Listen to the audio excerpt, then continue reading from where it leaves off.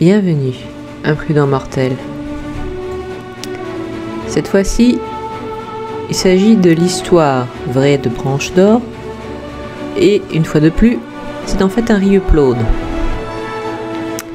Toujours de mon ancienne chaîne.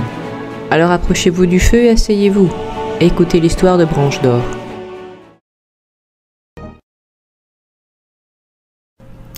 Oh oh, nouveau conte de Noël pour la route.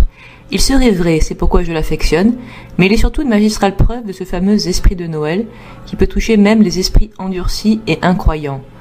Les soldats héros de cette histoire ne seraient désignés que sous leur pseudonyme pour la postérité. Et n'aurait révélé cette histoire qu'à l'époque de la Restauration pour éviter les représailles. Branche d'Or, lui, restera pour toujours anonyme.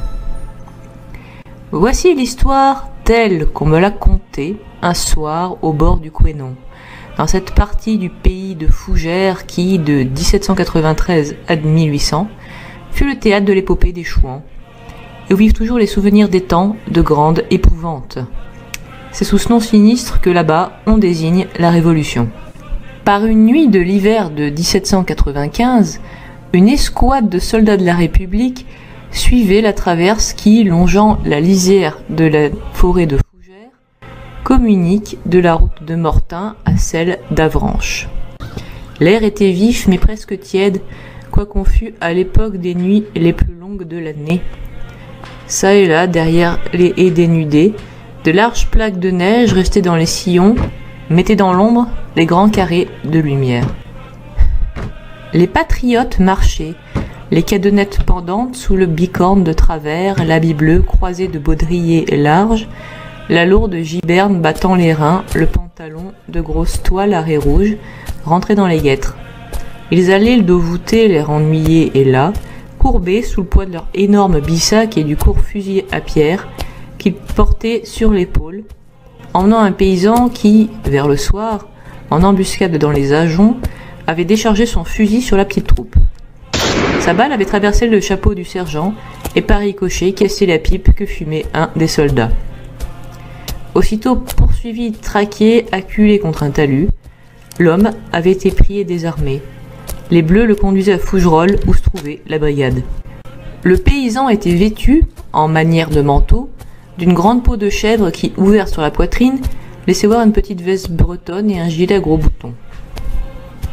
Il avait aux pieds des sabots et sa tête était couverte d'un grossier chapeau de feutre à large bord et à long ruban, posé sur un bonnet de laine. Les cheveux flottaient sur son cou. Il suivait, les mains liées et l'air impassible et dur.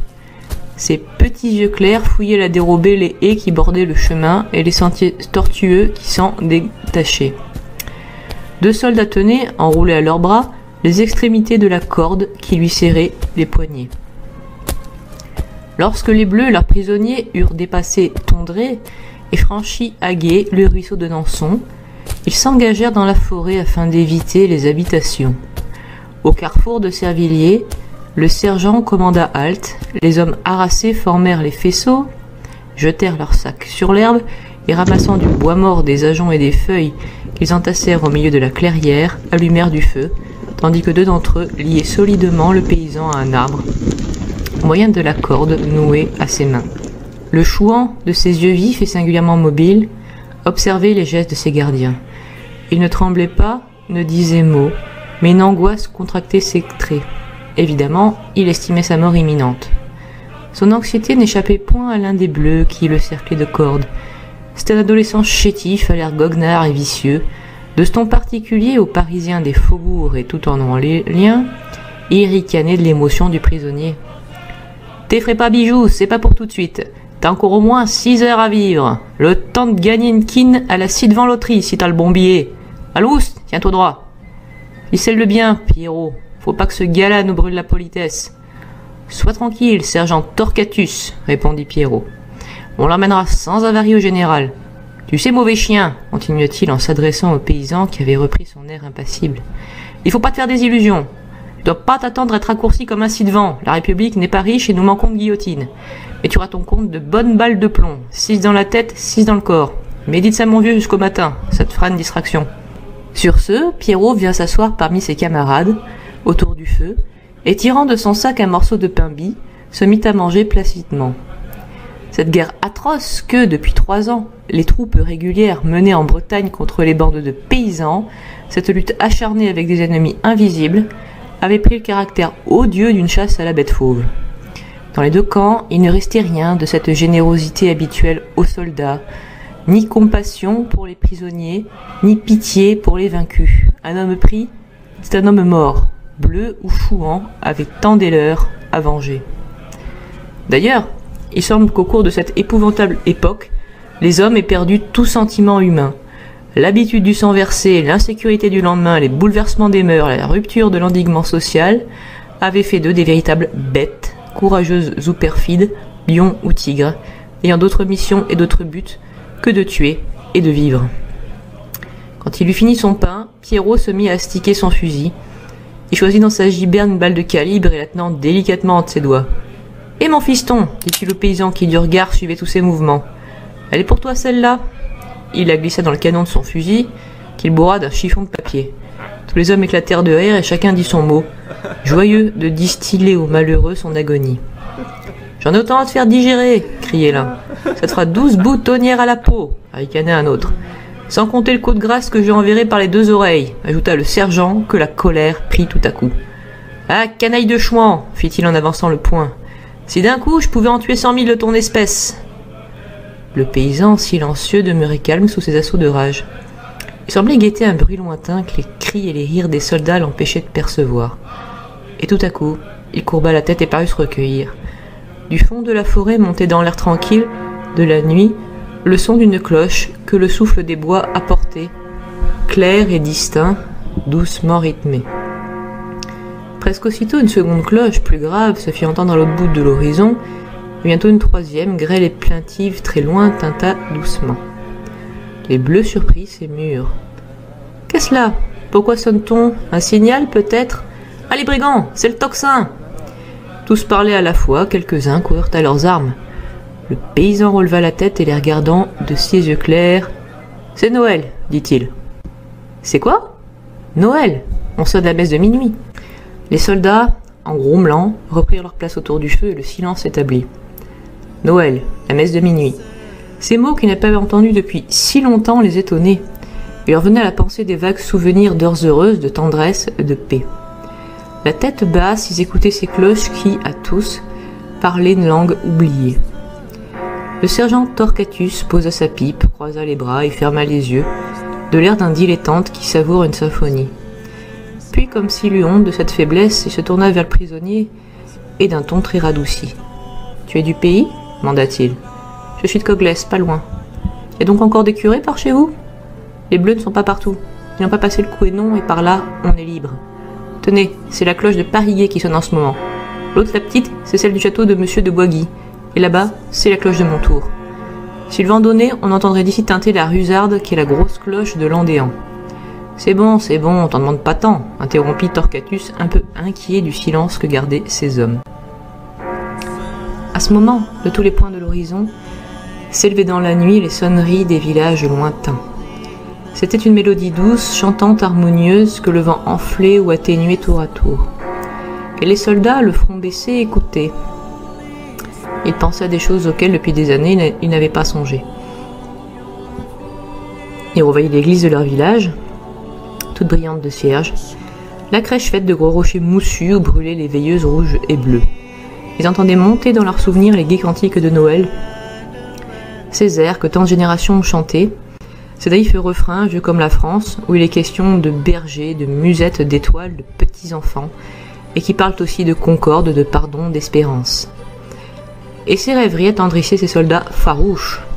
De même qu'il suffit d'un verre de vin pour griser un homme depuis longtemps à jeun, ils sentaient leur cœur se fondre à la bonne chaleur de ces pensées douces dont ils étaient déshabitués. Torquatus secouait la tête en homme qu'une méditation obsède. « Comment t'appelles-tu » demanda-t-il brusquement au chouan. « Branche d'or. »« Oh là là, quel nom !» s'exclama Pierrot dont le rire moqueur resta sans écho. « Silence !» fit le sergent. « On se nomme comme on peut. Branche d'or est un nom de guerre. J'ai bien pris celui de Torquatus, moi. » Les cloches au loin sonnaient toujours. Et la voix du sergent, peu à peu, se faisait douce comme s'il eût craint de rompre le charme de cette musique lointaine versée sur la nature endormie. « Tu as une femme ? fit-il. Branche d'Or serra les lèvres. Ses sourcils s'abaissèrent sur ses yeux, son front se plissa, et répondit par un signe de tête affirmatif. « Et ta mère ?» interrogea Pierrot. « Elle vit encore, ta mère ?» Le chouan ne répondit pas. « As-tu des enfants ?» demanda un troisième. Un gémissement sortit de la poitrine du prisonnier. La lueur du foyer en vit des larmes rouler sur ses joues. Les soldats se regardaient, gênés, l'air honteux. « Je vais t'acheter un instant, sergent ?» insinua Pierrot que l'émotion gagnait. Torquatus approuva d'un geste. On délia Branche d'Or qui s'assit sur l'herbe au pied de l'arbre et cacha son visage dans ses mains hâlées. « Dame, remarqua le sergent, c'est un vilain Noël qu'ils auront là, sa femme et ses marmots s'ils apprennent. Ah misère, quelle sale corvée que la guerre. Dans les temps jadis, voyez-vous, mes enfants, continua-t-il en s'adressant à ces hommes, tout le monde à cette heure-ci était joyeux et content. Noël, c'était la grande liesse et la bonne humeur. Aujourd'hui, et regardant le feu mourant, il ajouta, rêvant tout haut. J'ai une femme et des garçons là-bas en Lorraine. C'est le pays des arbres de Noël. On coupe à sapin dans le bois, on charge de lumière et de jouets. Comme ils riaient, les chers petits, comme ils battaient des mains. Ils doivent pas être gais à présent. Chez nous, dit un autre, entraîné par ses confidences, on faisait à l'église un grand berceau avec l'enfant Jésus dedans. Et toute la nuit, on distribuait aux garçons et aux filles des gâteaux et des pièces blanches. Dans le nord d'où je suis, racontait un troisième, le bonhomme Noël passait dans les rues, avec une longue barbe et un grand manteau, couvert de farine pour représenter la neige, et il frappait aux portes en criant d'une grosse voix. « Les enfants sont-ils couchés ? Oh, comme on avait peur, et qu'on était heureux !» Tous ces hommes se laissaient aller à leurs souvenirs. Sur leur cœur bronzé, ces impressions d'enfance longtemps oubliées, passaient comme une bienfaisante rosée sur l'herbe sèche. Tous maintenant se taisaient. Les uns restaient le front penché, l'esprit loin dans le passé paisible et doux. D'autres regardaient le paysan d'un air de commisération, quand soudain les cloches de Noël, qui par 2 fois s'étaient tues, reprirent dans l'éloignement leur chant mélancolique et clair. Une sorte d'angoisse passa sur la petite troupe. Le sergent se leva, fit fiévreusement quelques pas en grommelant, regarda ces hommes comme pour les consulter, et frappant sur l'épaule de Branche d'Or. « Va-t'en, dit-il. » Le chouan leva la tête, ne comprenant pas. « Va-t'en, sauve-toi, tu es libre. Sauve-toi donc, criaient les bleus, sauve-toi, puisque le sergent t'ordonne. » Branche d'Or s'était dressé, ébahi, croyant à quelque cruelle raillerie. Il dévisagea l'un après l'autre tous les soldats, puis, comprenant enfin, il poussa un cri et s'élança dans la forêt. Quelques instants plus tard, l'escouade des Bleus se remit en marche. Et comme ils allaient sous le bois silencieusement à la file, on entendit tout à coup un gémissement bruyant. Torquatus se retourna. C'était Pierrot, que l'attendrissement étouffait et qui pleurait à gros sanglots en pensant au Noël d'autrefois, aux sabots garnis de jouets, et à sa vieille maman qui, sans doute, à cette même heure, priait le ci-devant petit Jésus de lui conserver son garçon.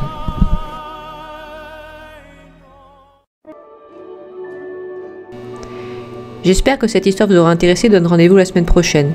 Si vous voulez me soutenir, voyez le lien en description de Tipeee et du Café. N'oubliez pas de vous abonner, de mettre un pouce bleu, de commenter et de regarder sous votre lit avant d'éteindre la lumière. Au revoir, imprudents mortels.